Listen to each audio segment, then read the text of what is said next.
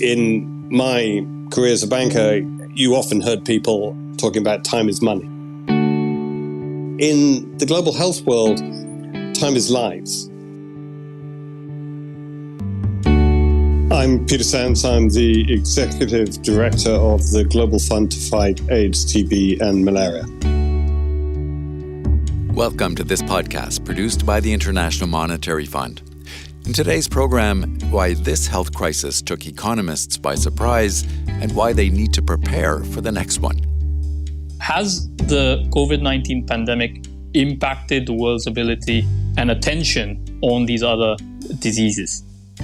COVID has been the worst thing that has ever happened to the fight against HIV, TB and malaria. So if it wasn't clear why international financial institutions should care about global health before, it certainly is now. In fact, the IMF recently established a Global Health and Pandemic Response Task Force to enhance the fund's contributions to fight COVID-19. IMF economist Ruchir Agarwal heads that task force and sat down with Peter Sands to discuss the role of macroeconomics in public health preparedness. Peter, thank you for joining us, and we are very happy to have this conversation with you. Before we start, perhaps a bit of a personal perspective. As we understand, before working at the Global Fund, you were in banking. Maybe you could tell us a little bit about how you got interested in global health.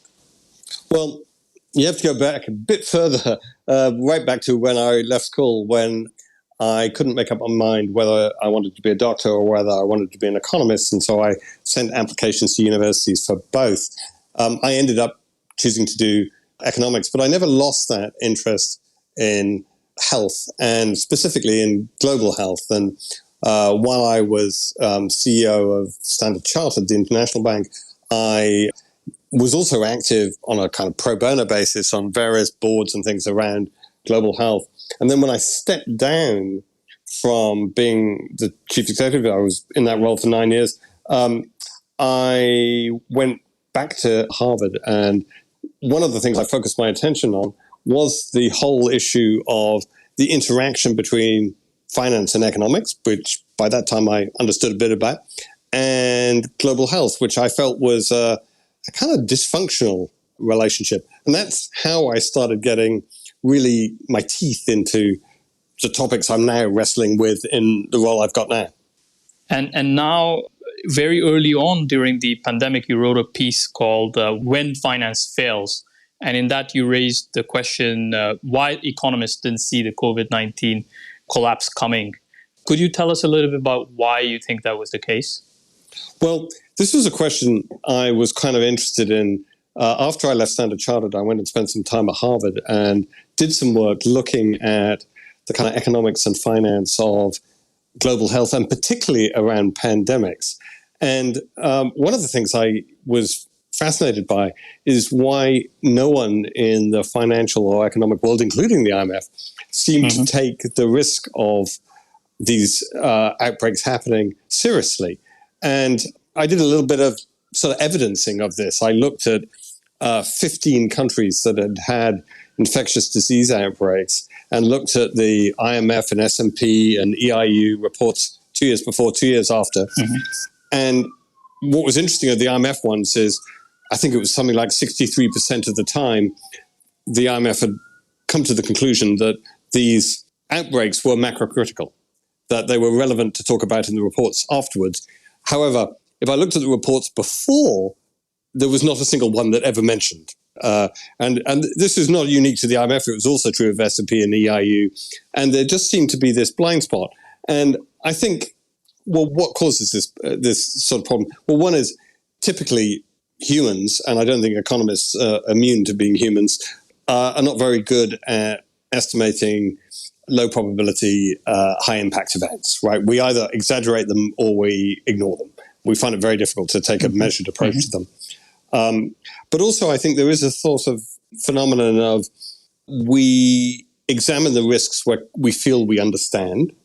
And my sense was that institutions like the IMF didn't feel comfortable dealing with issues around epidemiology and zoonotic spillover, and therefore, in a sense, didn't look at those. And it was much better to look at risks around, liquidity crunches and commodity prices and all that kind of stuff. And underneath all of this, it was the kind of chasm of understanding between the worlds of health and economics, both highly specialized, highly technical worlds, but with people who didn't really know how to speak each other's language. Right. And in this context, talking about the blind spots, not only did you identify these blind spots in these reports, but as I understand, you tried to encourage the IMF to do something about the blind spot ahead of the next health crises. Could you, as you know very well, the IMF is largely a macroeconomic-based institution. What unique perspective, according to you, can the IMF bring to these questions, to these issues of blind spots ahead of time? Well, the argument I used, and let's be clear, this was back in 2016, 2017, and second point is I was completely unsuccessful in making these arguments. But the argument I was making was that these diseases, these outbreaks, are things that are happening all the time in minor ways. And every now and then one surges, as we've seen with COVID, and becomes much more impactful. But they're susceptible to analysis. And also countries' ability to deal with them, in the same way that countries' ability to deal with things like liquidity shocks is susceptible to analysis. And further, that countries' vulnerability, depending upon the sectoral makeup of the economy, is also susceptible to analysis. And so that one could actually say, how vulnerable is a country to the probability of an infectious disease event that is macrocritical?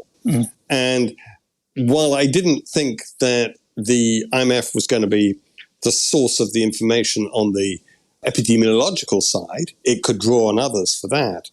The translation of that into how it could affect the economy involves a set of skills and capacities, which is absolutely the core strength of the IMF. Right. And in your experience, the way the COVID-19 crisis, let's say, has evolved, do you think that has changed an appreciation of exactly that macrocritical aspects of health? And are you more optimistic about the institutions like the IMF reports going forward, giving more space and attention to these issues? Well, if macroeconomic and large financial institutions haven't worked out that infectious diseases can have massive macro and financial effects as a result of COVID, then I don't know what it is that is going to convince them. Right. I mean, it's obvious that actually it's been a bigger event than the global financial crisis. Clearly, the reality of it has revealed dimensions of how the sort of transmission between disease and the economy works, which we wouldn't have predicted.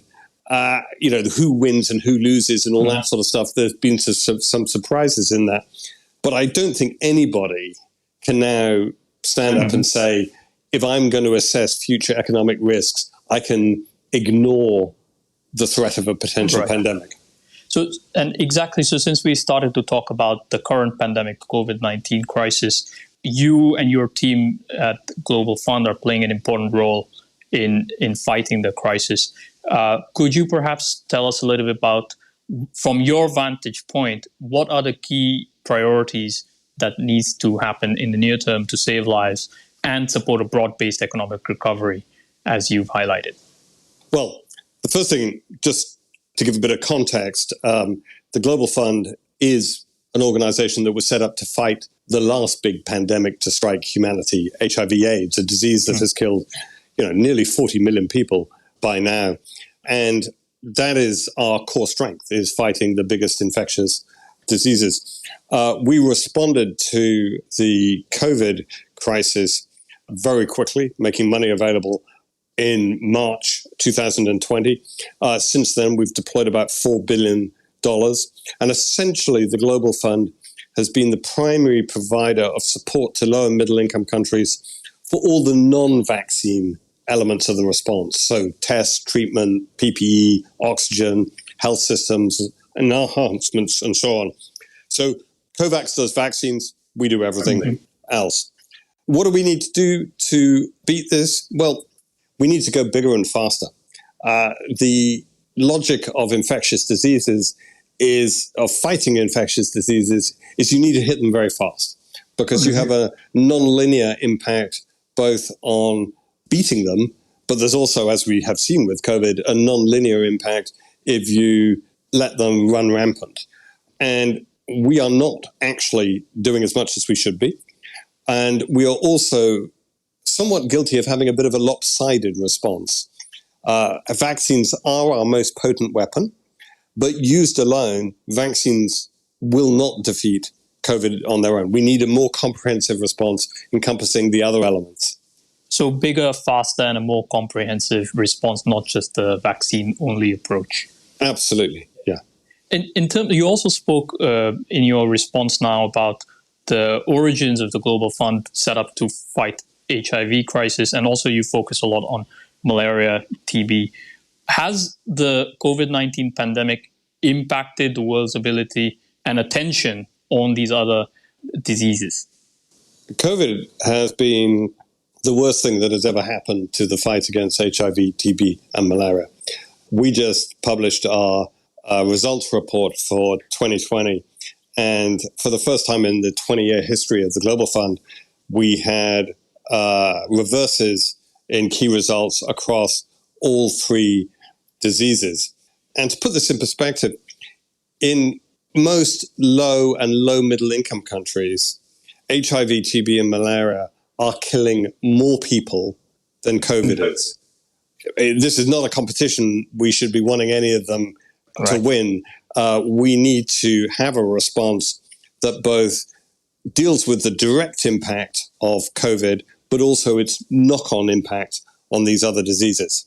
Right. And so in this context, you spoke earlier about a need for a comprehensive response. Could COVID-19 itself be a catalyst in garnering support to look at global health, not just as a disease-by-disease approach, but a comprehensive approach across the broad spectrum? I think there are a lot of lessons coming out of COVID-19.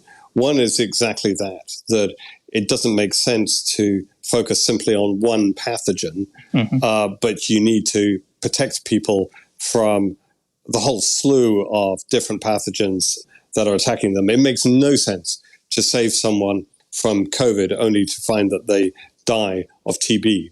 But that's just one of the lessons. Another lesson is the value of taking a really end-to-end perspective, of having the people like me who are involved in the deployment of new medical tools, talking and working with the people who are developing and launching them. I think a third thing, and this would be familiar to people in the financial world, is the value of time, of speed. In my career as a banker, you often heard people talking about time is money. In the global health world, time is lives. But the global health world doesn't tend to work like that. It has quite kind of measured ways of operating. And we have moved things at unprecedented pace in responding to COVID. We should translate some of that urgency into the way we respond to the other diseases that we are fighting. Right. And perhaps before you go looking ahead, in recent days, we've gotten good news on the approval of a malaria vaccine. Are there other areas where you are optimistic about? What should we be looking forward to in the months ahead or years ahead, let's say? Well, I think the experience with COVID, where we have broken the assumptions around how long it takes to develop a vaccine, develop a rapid diagnostic test, and so on, is challenging established expectations about how long it takes to develop vaccines, therapeutics, and diagnostics in other arenas for these other diseases as well. The approval of RTSS, the new malaria vaccine, this has been years in the coming, and the Global Fund has put money into the development of RTSS. But I could also talk about other examples. For example, TB, we've been talking, and people in the TB world have been excited about the fact that there might be a vaccine within 4 to 5 years. I've been saying, well, hang on, if we could develop a vaccine for a virus we'd never seen before in a year, why are we excited about 4 to 5 years for a disease that we've had for hundreds of years? And I think we need a different sense of urgency around these existing diseases, and some of the ways that we use to expedite the development and regulatory approval and launch processes we've seen in COVID, we should be using them again. Peter Sands of the Global Fund, thank you very much for talking to us. Thank you, Richard.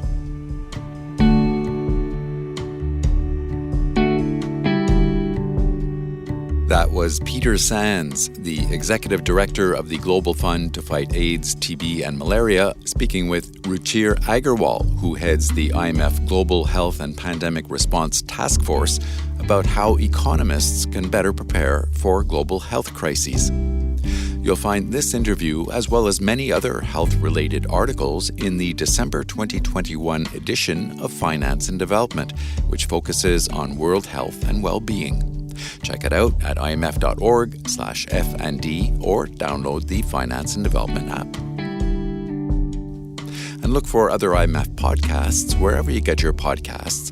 You can also follow us on Twitter at IMF_podcast. I'm Bruce Edwards. Thanks for listening.